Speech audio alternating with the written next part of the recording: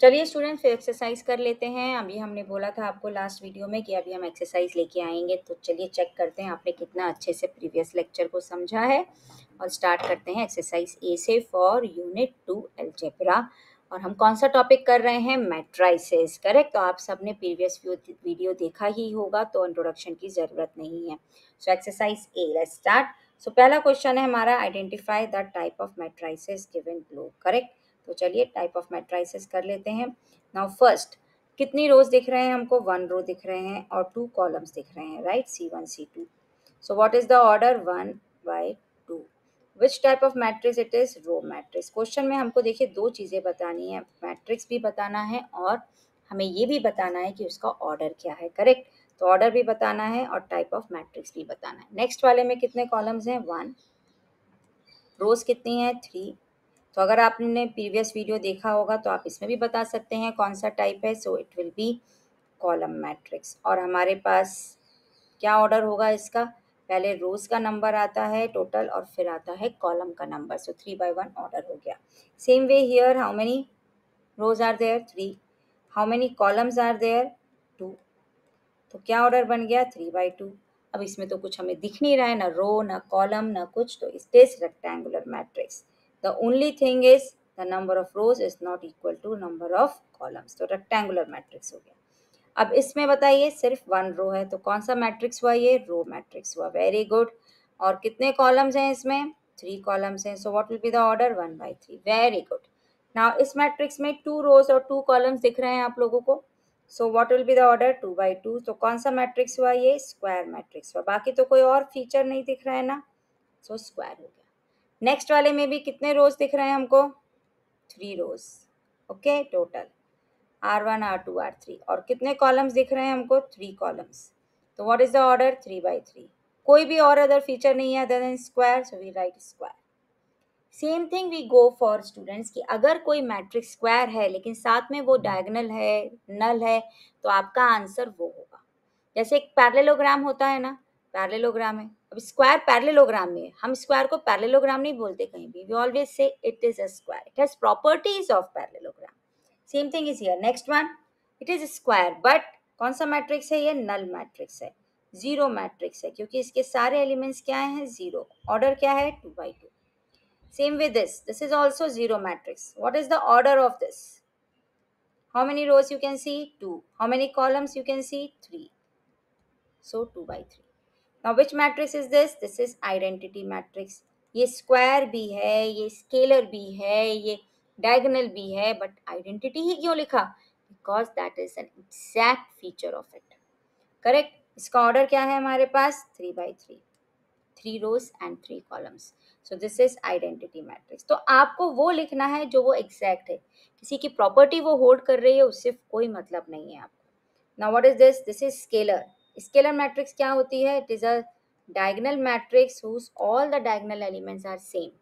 तो diagonal matrix तो है ये, बट साथ में कौन सा मैट्रिक्स है जो उसको पूरा डिफाइन करता है? Scalar matrix. So what's the order again? 3/3, क्योंकि वो फीचर है डायगोनल मैट्रिक्स का, it has to be a square matrix.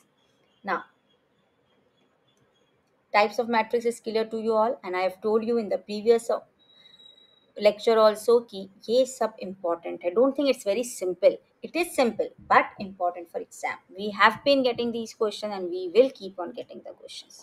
Okay, now write the element A12. A12 का मतलब element belonging to row 1 and column 2. तो कौन सा element दिख रहा है आपको? A12. This is your R1, this is your C2. कौन सा एलिमेंट है R1 और C2 पे? A12 is -4. Correct.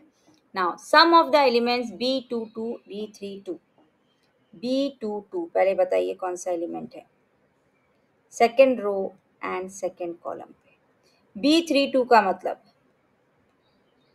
Third row and second column. So this 2 हमें चाहिए दोनों का सम। 0 + 2 कितना होता है? 2. So this is how we get. So answer is 2।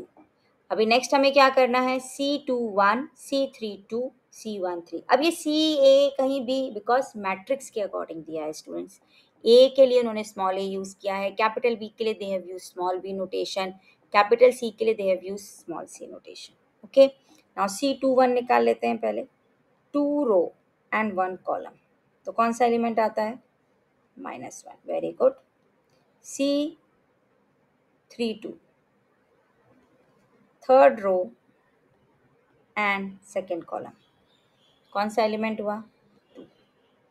Next is C13, first row and third column which is -3। अब हमें क्या करना है? C21 और C32 को तो ऐड करना है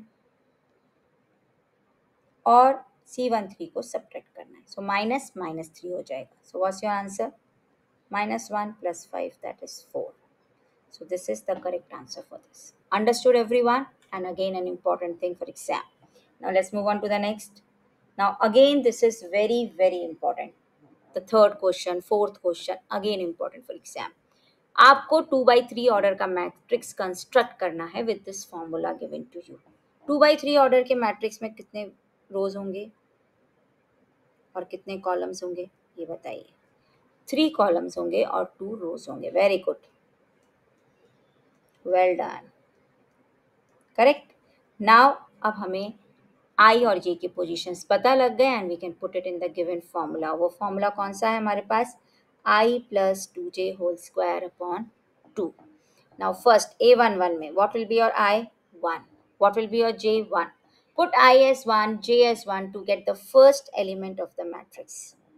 I repeat, put I as 1, J as 1, A11 के लिए। Okay, so what do you get? 9/2. Okay, 1 + 2 whole square upon 2. Second element के लिए put I as 1 and J as 2. So what you get? 25/2. Okay, 1 + 4, 5. 5 square is 25. Third element of the first row, put I as 1 and J as 3. So 3 to the 6 plus 1, 7 square is 49/2, right? So this is what you get. Now for the second row, we will put I as 2 and J will change 1, 2, 3 accordingly. Okay, so 4 square is 16/2, which is 8. Then what do you get? 2 आपको I रखना है और 2 ही आपको क्या रखना है? J को रखना है. So 4 + 2 is 6. 6 square by 2. So that gives you how much? 36/2, which is 18. And the next is put I as 2 and J as 3. 3 to the 6, 6 plus 2, 8. 8 square is 64/2. So what will you get the answer? In the second row, all will be the natural numbers. Okay. So I rewrite it. So it can be written as what? It can be written as 9/2, 25/2, 49/2. और second row में ये बन जाएगा 8, ये बन जाएगा 18 और ये बन जाएगा हमारे पास 32. So that will be our final matrix. Fractions को डेसिमल में लिखना नॉट नीडेड, बट अगर हमारा लोएस्ट टर्म में फ्रैक्शंस को रिड्यूस करना दैट इज रिक्वायर्ड. अभी नेक्स्ट फोर्थ क्वेश्चन में हमें कराना है 2/2 ऑर्डर का मैट्रिक्स. सो A11, A12, A21 और A22, राइट? 4 एलिमेंट्स बनते हैं हमारे पास. Now we have to find the matrix B. Mod of I - J upon 3 से कैलकुलेट करना है. मॉड का मतलब आप सबको पता है कि मॉड में अगर नेगेटिव नंबर भी होता है तो वो वैल्यू कौन सी देता है? हमें पॉजिटिव देता है. That is important, right? Absolute value जिसको आप सिंपल वर्ड्स में बोलते हैं. Now let's put I and J as 1. सो 1 - 1 कितना होता है? 0 होता है, करेक्ट? तो फर्स्ट के लिए क्या आंसर बन जाएगा हमारे पास? 0. Very good. सेकेंड के लिए क्या आंसर बनेगा? I as 1 and J as 2. So 1 - 2 is -1. लेकिन मॉड है तो हमें आंसर में सिर्फ क्या मिलेगा? 1/3. सेकेंड केस में now second row and first column. Put I as 2 and J as 1. So 1/3 again. Now I as 2, J as 2. So what will you get? 0. So this gives you the another matrix. तो चलिए students next question कर लेते हैं. हाँ, fifth question, right? Now how many distinct 2/2 matrix, 2/2 order का matrix can be formed by using numbers 5, 7 and 17 and so on. तो चलिए इसको कर लेते हैं. नाउ हमारे पास 2/2 ऑर्डर मैट्रिक्स में कितने प्लेसेस होती हैं? A11, A12, A21, A22, 4 places होती हैं. बट एलिमेंट्स कितने हैं? 3. नाउ यहाँ पे देखिए, जैसे आपने परम्यूटेशन कॉम्बिनेशन करते हैं ना, उससे करते हैं. देखिए हमारे पास 4 बॉक्सेस हैं और 3 एलिमेंट्स आने हैं, मतलब एक तो कोई रिपीट होगा ही होगा, correct? So now the point here is, तो हमारे पास 4 प्लेसेस हैं और एलिमेंट्स हैं हमारे पास 3. So how many possible ways are there? 3 elements can come at 4 places. So 3 raised to 4, 3 raised to 4 मतलब 81 matrix will be formed like this. Again it's a very important question for board exam. Similar questions बहुत आते हैं ऐसे. So 3 raised to 4 का मतलब we have 81 possible matrix which can be formed of 2 by 2 order. 2 by 2 order matrix कहाँ use किया हमने? Total कितने एलिमेंट्स होंगे? 4 एलिमेंट्स होंगे और 3 एलिमेंट्स यूज करके हमें 4 मैट्रिक्स बनानी है. कोई भी एलिमेंट रिपीट हो सकता है कितने टाइम्स, कुछ भी हो सकता है. So it will not be 4 raised to 3, it will be 3 raised to 4. Now the next is a matrix has 14 elements. So how many matrices of different orders are possible?